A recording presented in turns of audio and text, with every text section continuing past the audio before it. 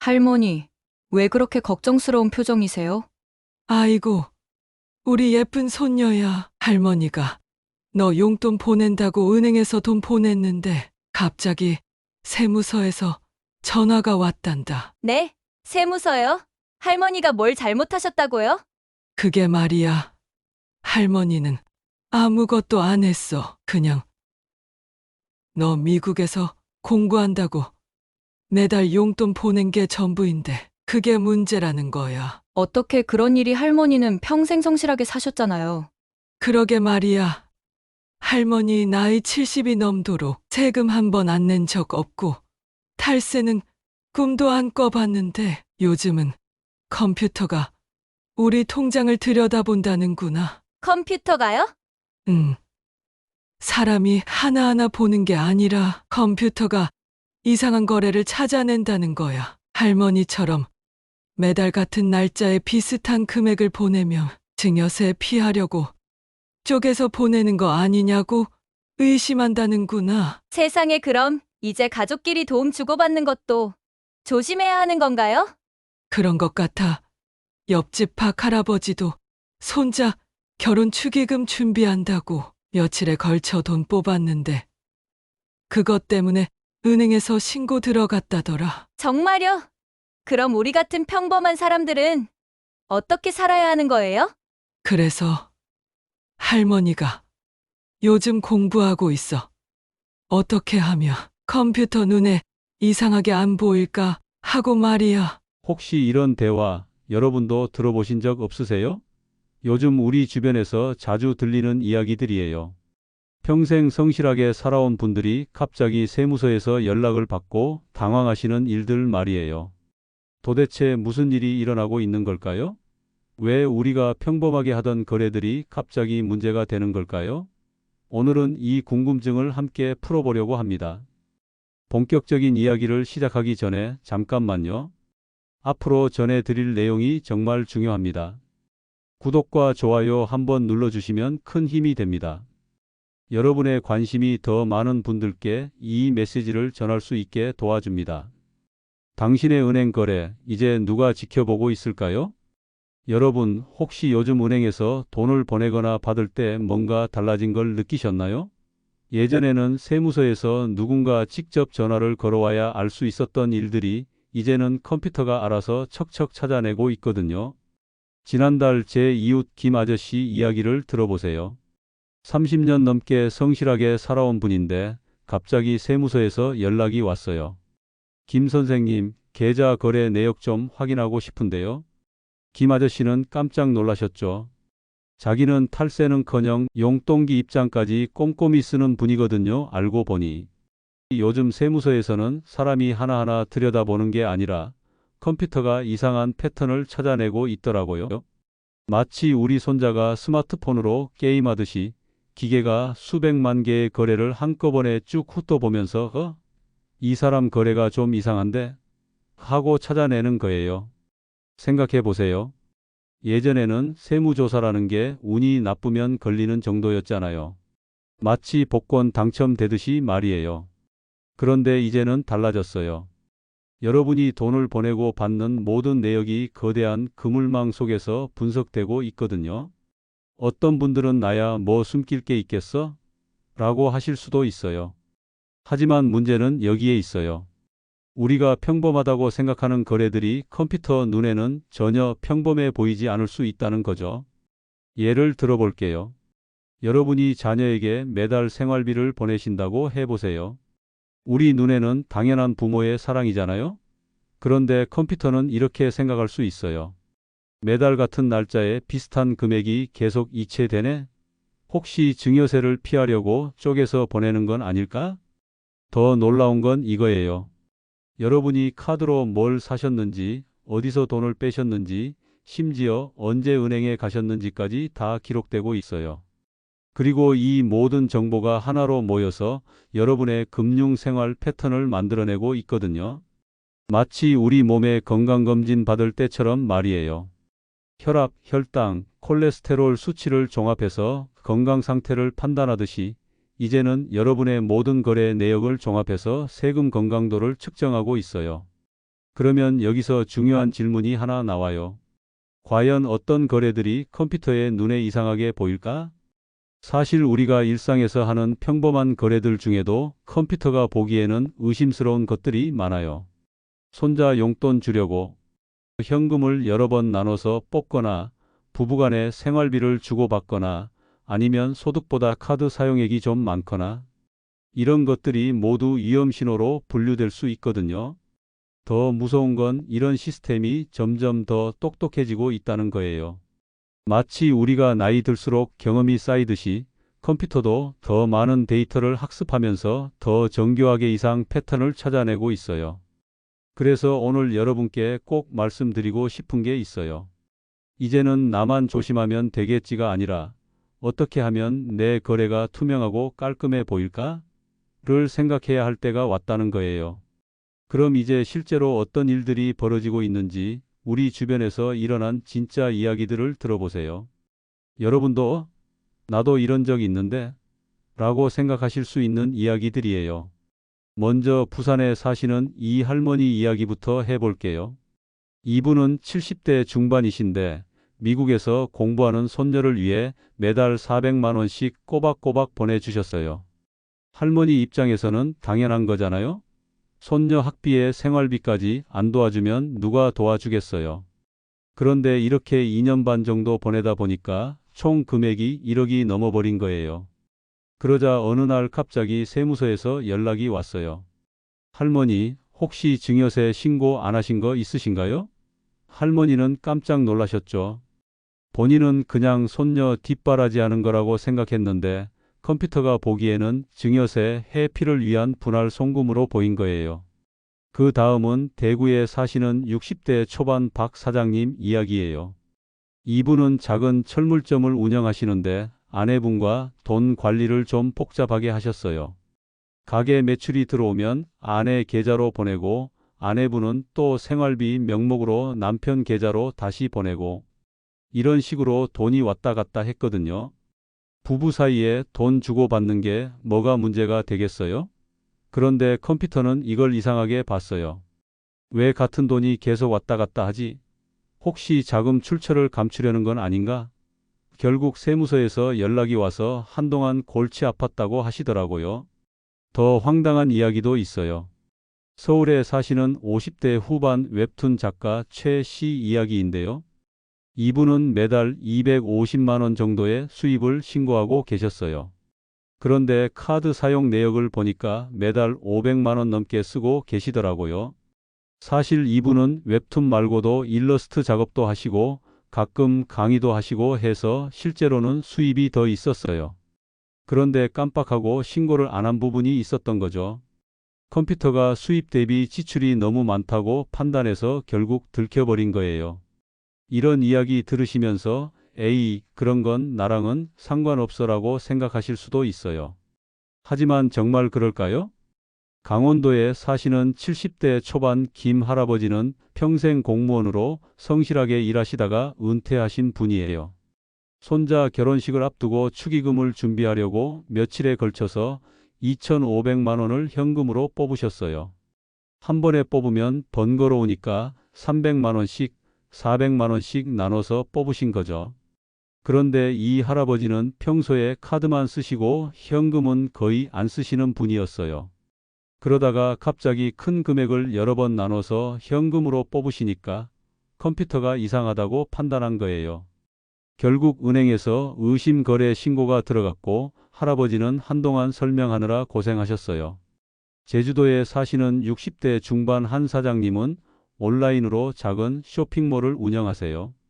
그런데 광고 수익금을 받을 때마다 어머니 계좌로 받으셨어요. 본인 명의로 받으면 세금이 좀 복잡해진다고 생각하셨거든요. 겉으로 보면 그냥 어머니께 용돈 드리는 것처럼 보이잖아요. 그런데 컴퓨터는 더 똑똑해요. 돈이 들어오는 시간과 어머니가 실제로 그 돈을 쓰는 패턴을 비교해 봤더니 뭔가 이상하다는 걸 알아낸 거예요. 어머니는 평소에 한 달에 100만 원도 안 쓰시는 분인데 갑자기 큰 돈이 들어오면 바로 아들한테 다시 보내주시더라는 거죠. 이런 이야기들을 들으시면서 어떤 생각이 드세요? 아, 나도 이런 적 있는데? 하는 분들이 계실 거예요. 자녀 용돈 보내고 부부간에 돈 주고받고 큰 돈 필요할 때 여러 번 나눠서 뽑고 이런 건 우리가 평소에 자연스럽게 하는 일들이잖아요. 그런데 문제는 이제 이런 평범한 거래들까지도 컴퓨터의 감시망에 걸릴 수 있다는 거예요. 컴퓨터는 우리의 사정을 모르거든요.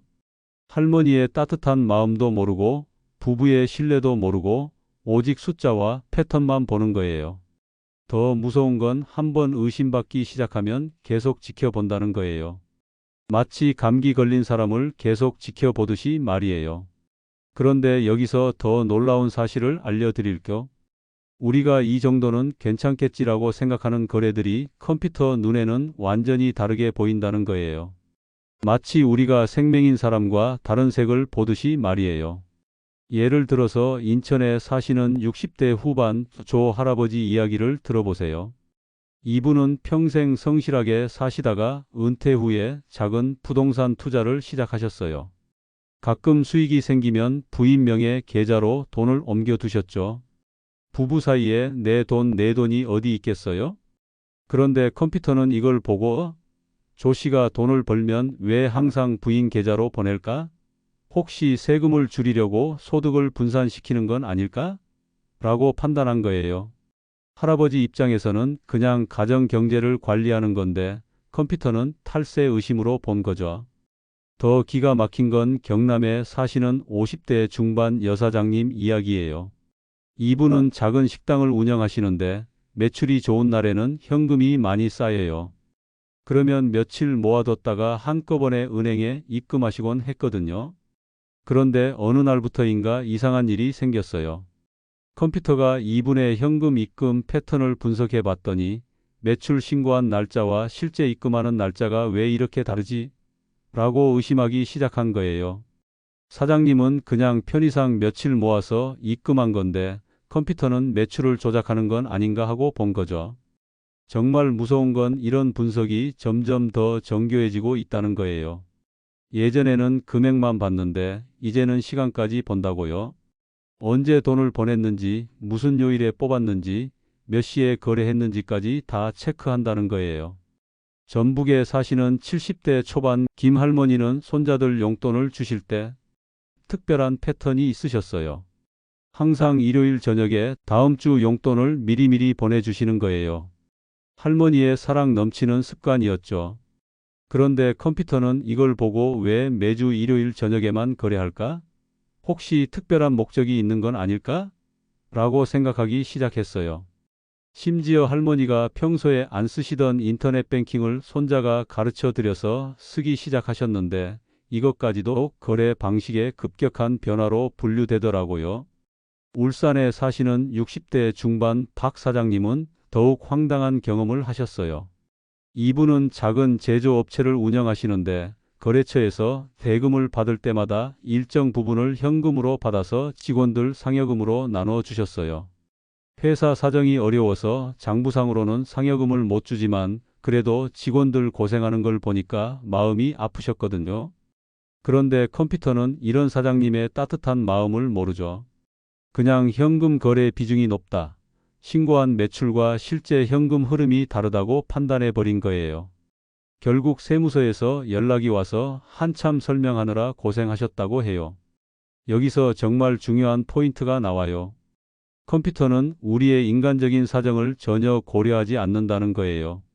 가족에 대한 사랑도, 직원에 대한 배려도, 생활의 편의도 모르고 오직 데이터만 보는 거죠. 광주에 사시는 50대 후반 최 씨는 부모님이 연세가 많으셔서 병원비가 자주 필요하세요. 그래서 미리미리 부모님 계좌에 용돈을 보내놓곤 했거든요. 갑자기 응급실에 가거나 하면 현금이 필요하잖아요. 그런데 컴퓨터는 이런 효심도 모르고 왜 매달 비슷한 금액을 노인 계좌로 보낼까? 혹시 증여세를 피하려는 건 아닐까? 라고 의심하기 시작했어요. 심지어 부모님이 그 돈을 실제로 병원에서 쓰시는 패턴까지 분석해서 의료비 명목의 위장 증여라는 꼬리표를 달아버렸어요. 더 무서운 건 이런 분석이 과거로 거슬러 올라간다는 거예요. 여러분이 몇 년 전에 했던 거래들도 지금 와서 다시 분석될 수 있어요. 마치 오래된 사진을 새로운 렌즈로 다시 들여다보는 것처럼 말이에요. 창원에 사시는 60대 초반 이 회장님은 작은 향토 기업을 운영하시는데 예전에 회사가 어려울 때 개인 돈을 회사에 빌려주신 적이 있어요. 그리고 회사 사정이 나아진 후에 그 돈을 다시 돌려받으셨죠. 당시에는 아무 문제가 없었어요. 그런데 몇 년이 지난 지금 컴퓨터가 과거 거래 내역을 다시 분석해 보니까 개인과 법인 간의 복잡한 자금 이동이라고 판단한 거예요. 회장님의 절실했던 상황은 모르고 그냥 숫자로만 보니까 의심스럽게 보인 거죠. 이제 여러분께서 깨달으셨을 거예요. 우리가 평범하다고 생각하는 거래들, 당연하다고 여기는 돈의 흐름들이 컴퓨터 눈에는 전혀 다르게 보일 수 있다는 걸 말이에요. 그렇다면 이제 우리는 어떻게 해야 할까요? 돈을 아예 안 쓸 수도 없고 가족 간에 도움을 주고받지 않을 수도 없잖아요. 답은 의외로 간단해요. 컴퓨터가 좋아하는 방식으로 거래하면 되는 거예요. 컴퓨터는 복잡한 걸 싫어하고 명확한 걸 좋아하거든요. 마치 우리가 정리정돈 잘 된 서랍을 좋아하는 것처럼 말이에요. 제가 아는 대전에 사시는 60대 후반 윤 할아버지는 이미 이런 방식으로 살고 계세요. 손자에게 용돈 보낼 때마다 통장 메모란에 3월 생활비, 등록금 보조 이런 식으로 꼼꼼히 적어두세요. 처음에는 번거롭다고 생각하셨는데 지금은 습관이 되셨어요. 그리고 가족끼리 돈을 주고받을 때도 왔다 갔다 하지 않으세요. 예전에는 할아버지가 아들에게 보내면 아들이 또 할머니에게 보내고 할머니가 다시 할아버지에게 보내고 이런 식이었거든요. 지금은 누가 누구에게 얼마를 보낼지 미리 정해두고 한 방향으로만 보내세요. 수원에 사시는 50대 후반 김 사장님도 마찬가지예요. 예전에는 개인 계좌 여러 개를 복잡하게 썼는데 지금은 용도별로 딱 나눠서 써요. 생활비는 생활비 계좌, 사업 관련은 사업 계좌, 저축은 저축 계좌. 이렇게 명확하게 분리해 놓으니까 오히려 관리하기가 더 편해졌다고 하세요. 가장 중요한 건 현금 거래를 줄이는 거예요. 컴퓨터는 현금이 어디서 와서 어디로 갔는지 추적하기 어려워하거든요. 그래서 현금 거래가 많으면 의심하게 되어 있어요. 부산에 사시는 70대 초반 박 할머니는 예전에 큰 돈 필요할 때마다 현금으로 여러 번 나눠서 뽑으셨어요. 그런데 지금은 달라요. 손자 결혼 축의금이 필요하면 은행 창구에서 한 번에 뽑고 창구 직원에게 결혼 축의금으로 쓸 거예요 라고 말씀하세요. 그러면 은행에서도 기록을 남겨주거든요. 통장 잔고와 카드 사용액의 균형도 중요해요. 매달 들어오는 돈보다 훨씬 많이 쓰면 컴퓨터가 이상하다고 생각하거든요. 그래서 큰 지출이 있을 때는 미리 준비해 두는 게 좋아요. 강릉에 사시는 60대 중반 최 씨는 딸 결혼 준비할 때 이렇게 하셨어요. 몇 개월 전부터 조금씩 돈을 모아 두셨다가 결혼 준비금이 필요한 시점에 한꺼번에 쓰신 거예요. 그리고 큰 지출마다 영수증을 잘 보관해 두세요. 웨딩홀 계약서, 예단 구입 영수증 이런 것들 말이에요. 가족 명의를 빌려서 거래하는 것도 이제는 조심해야 해요. 예전에는 세금 좀 줄여보자는 생각으로 부인 명의, 자녀 명의로 거래하는 분들이 많았잖아요. 하지만 지금은 오히려 더 위험해요. 청주에 사시는 50대 후반 정 사장님은 예전에 부인 명의로 여러 가지 거래를 하셨어요. 그런데 지금은 모든 거래를 본인 명의로 하세요. 처음에는 세금이 좀 더 나오는 것 같아서 아까웠는데 나중에 문제될 걸 생각하면 오히려 이게 낫다고 하시더라고요. 무엇보다 중요한 건 기록을 잘 남겨두는 거예요. 큰 돈이 움직일 때는 왜 그런 거래를 했는지 증명할 수 있는 서류를 준비해 두세요. 병원비, 결혼비용, 장례비용, 집 수리비. 이런 것들은 모두 영수증이나 계약서가 있잖아요. 목포에 사시는 60대 후반 이 할아버지는 지금도 가족들 도와주시지만 방법이 달라졌어요. 예전에는 그냥 용돈이라고 보내셨는데 지금은 셋째 아들 전세 자금 지원, 둘째 딸 자녀 학원비 보조 이런 식으로 구체적으로 목적을 적어두세요. 그리고 실제로 그 용도로 쓰였는지도 확인해 두시고요. 은행에서 거래할 때도 직원과 대화를 나누는 게 좋아요. 이 돈은 뭐에 쓸 거예요? 라고 물어보면 대답해 주세요. 그러면 은행에서도 기록을 남겨주거든요. 나중에 문제가 생겼을 때 도움이 될 수 있어요. 여수에 사시는 70대 초반 김 할머니는 손자 용돈 보낼 때마다 은행 창구에서 대학생 손자 생활비예요 라고 말씀하세요. 처음에는 부끄러우셨는데 지금은 당당하게 말씀하신다고 해요. 떳떳한 일인데 뭘 숨기겠어요? 마지막으로 가장 중요한 건 정직하게 사는 거예요. 작은 꼼수를 부리려다가 큰 문제가 생길 수 있거든요. 세금을 조금 아끼려고 복잡한 방법을 쓰다가 나중에 더 큰 세금을 내게 될 수도 있어요. 원주에 사시는 60대 중반 박 사장님은 이렇게 말씀하세요. 예전에는 이것저것 따져가며 세금 줄이는 방법을 찾았는데 지금은 그냥 단순하게 살아요. 내야 할 세금은 내고 신고할 건 신고하고 오히려 마음이 편해졌어요. 컴퓨터 시대에 살아남는 방법은 결국 투명하게 사는 거예요. 숨길 게 없으면 두려울 것도 없거든요. 우리가 평생 정직하게 살아온 것처럼 돈 거래도 정직하게 하면 되는 거예요. 이제 여러분도 아시겠죠? 컴퓨터가 무서운 게 아니라 복잡하고 불투명한 거래가 무서운 거예요. 단순하고 명확하게 거래하면 컴퓨터도 우리를 의심하지 않을 거예요. 오히려 컴퓨터가 우리의 정직함을 증명해 주는 친구가 될 수도 있어요.